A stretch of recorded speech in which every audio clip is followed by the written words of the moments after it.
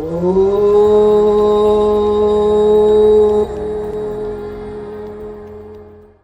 hello. It's a beautiful, good day to welcome yourself to your practice. Welcome yourself into the continued conversation of this journey into new beginnings with our role model, Ganesha, the guardian of the gateway. And today we're going to dive into one of his, it's the fifth avatar of Ganesha, called Lambodra. Lambodra, Lombdra, Lambodra. And it has to do with Ganesha's big belly. So if we honor and really, you should have received, if you're in the yoga lifestyle, the story, his birth story, and how I broke it down for you. When we remember we're all characters in the story, it's very helpful when we start to look not so much at the wild, fantastical myth of it, and we can understand maybe some nuts and bolts of it. It starts to bring great relevance to where you are on your journey. And so Lambodra, he is the one who holds the whole universe in his belly.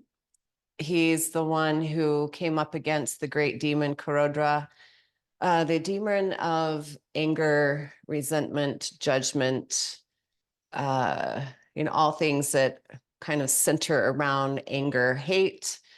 And if we think of Ganesha as the one who removes the obstacles in the path, Lambodra is the one who helps us deal with these very intense obstacles that get in the way of really the sweetness of life.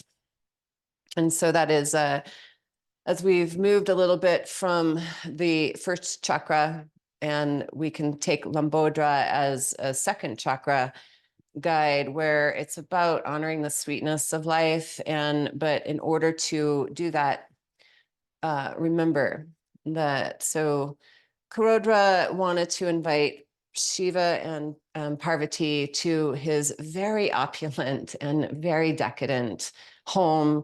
He was hoping to impress the power couple, bring them in, win their favors. And they were like, yeah, you know what? We're going to send our son. We're going to let Ganesha come. And Ganesha was like, oh, sure, food. I love it. Great. And he shows up and he just starts eating and eating and eating and eating. And pretty soon, like, all the food is gone. And Kurodra is like, holy cow, what do I have to do? And then Ganesha's voracious appetite just continues. And he's like, you know what? If you don't feed me, I'm going to eat you. And what happens, I love in mythology, is all these deities, they also have like their dark side, right? So Ganesha comes up against this voracious appetite, and he's just like, let me take it all in. It's just moving through me. I want it all. Bring it, bring it, bring it. And Kurodra is all of a sudden like, what am I going to do? I cannot appease this demon of like desire. And he calls mom and dad on the phone. He's like, dude, your son is out of hand. What are we going to do? And she was like, oh, well, it's very simple. If you offer him a bowl of rice and yet you do it with great humility, and you really attune to how this simplicity is the most sweet thing, he's going to calm down. And Kurodra was like, really? Like, I'm just living around this like lavish, like big, big, beautiful life. Like, come on. All he wants is food. And you tell me to give him a bowl of rice and it's going to calm him down. He's eaten everything.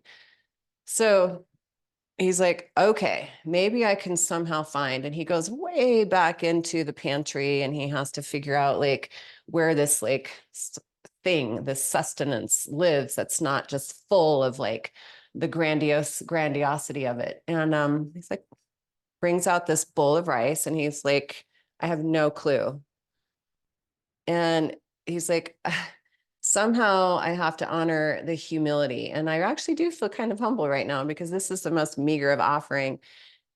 And I was also told to remember that rice has a sweetness to it, to really drop into and really feel or taste or be okay with the offering that's being made. And somehow Kurodra does. And he offers Ganesha this simple bowl. And Ganesha's like, huh.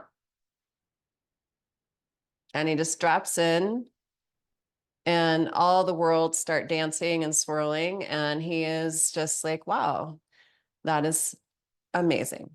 And so, moral of the story, you can line that up however you need to. There's a part of you that is just reaching, grasping, you're filling your black hole in some way. And the practices are really inviting you to come back into, remember the simplicity, the sweetness. And so, as we take our practice today, moving into the candy cane pose, we'll build on where we've already been. We'll take and anchor ourselves down in our earthy body. And then we'll start to figure out how to churn the motion of our ocean and let enough be enough. The standing balance pose back bend variation of Ardha Chandrachapasana could be quite simple for some of you, and for others, we get to work with the energies that come up when we wobble and bobble, or we can't quite do the full posture. So inhale forward, all fours. Exhale, down dog. Inhale, left leg up. Pigeon pose, left leg forward.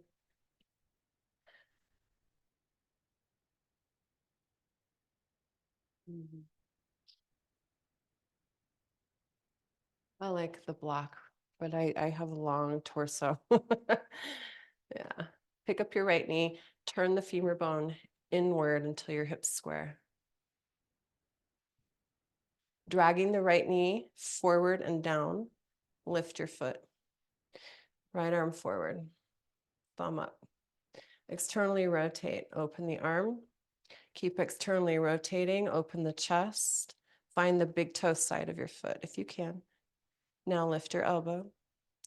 Take your palm to the shoelace side of your foot. Lift your elbow more. Square the hips in, belly in, chest forward, palate back.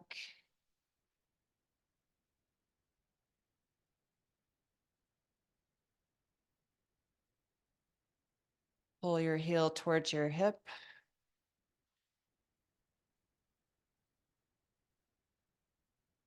Inhale, press it into your foot. Exhale, pull it in. Keep pulling in as you press the foot into your hand. Open up through the heart. Gently release. Thumb up and all the way forward. Come into forearms, little prayer pose.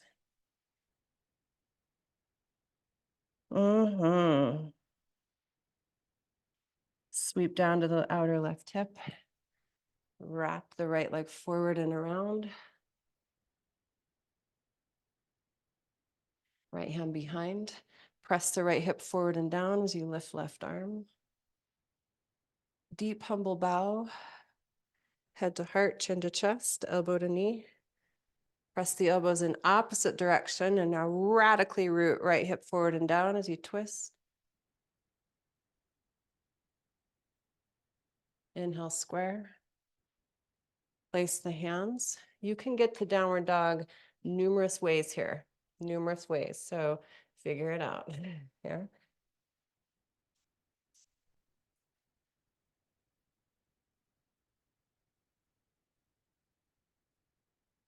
Inhale, right leg high. Pigeon pose.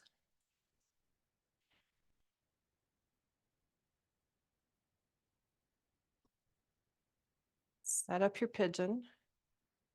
Deepen your breath. This is another great pose where the Lambodra, the pot belly, that's literally what it means, the pot bellied one. And one of the things that stories of Lambodra. Reach your arm forward, plug the back knee forward as you bend the foot, reach back, Lambodra. So we've got this symbology of the wise elephant, and Ganesha being one of the wisest deities in the whole pantheon.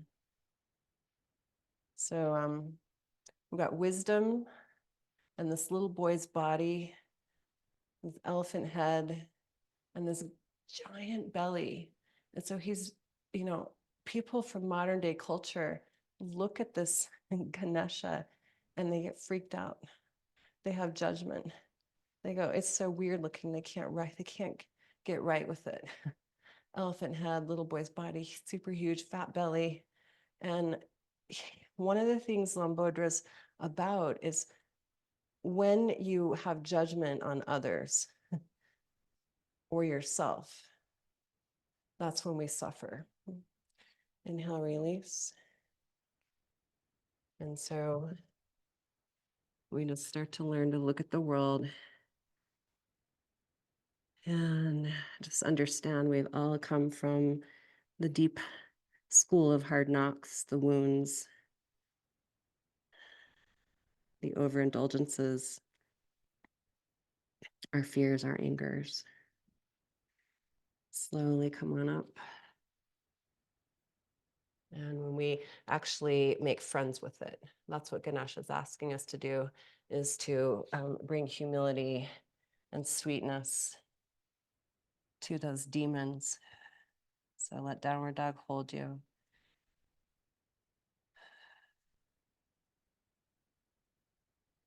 Options for the Ardha Chandrachapasana. You can do it from where we've been, which is gatekeeper's pose. It's a much more gentle variation of the pose. Yeah, so this is the pose, and you can do it here. I'll be teaching you the half moon version. So if you'd like to join me, okay, we'll step left foot forward, make sure you've got a block handy. Whoop.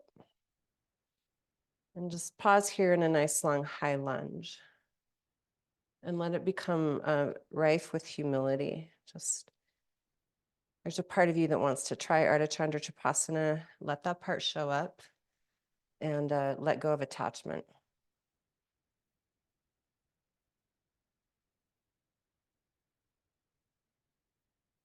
Now turn your right heel, pull your left buttocks down and under. Can you keep the belly moving in and the buttocks moving down as you reach down for your block?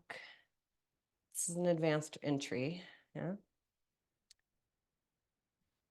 Step to half moon, remembering to keep the left buttocks active.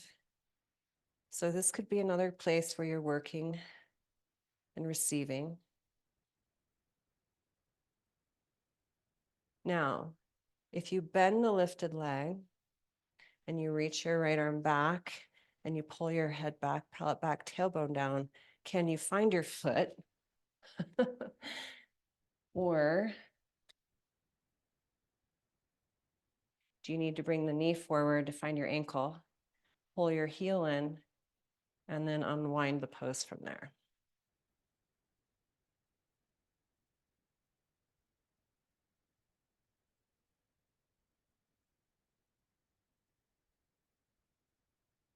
As you anchor from left hip to left foot, press your right foot into your hand. There you go. Deepen the breath. Inhale, unwind. All the way to standing splits.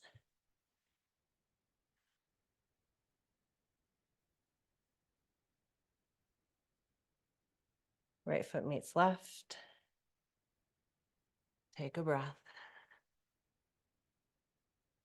Inhale, side body's long. Step the left foot back. Climb yourself up. Belly button to navel to low back. Turn the left heel, thighs back. Keeping thighs back, shins steady, wrap the right buttocks down, and then reach without collapse. Take your half moon. Hear your breath.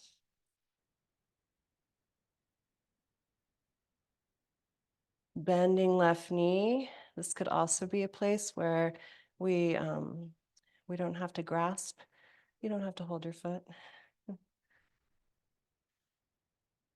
And bring the left knee forward if you need. And in so doing,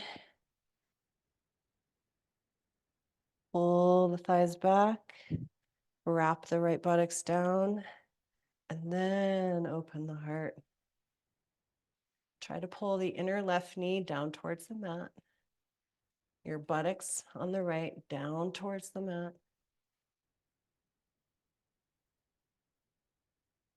Inhale, release. Half moon. Squaring the hips. Standing splits.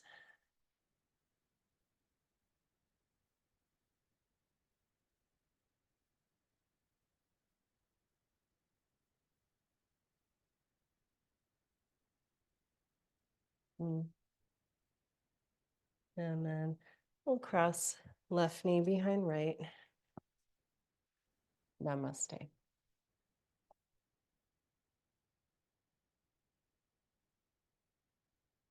Thank you.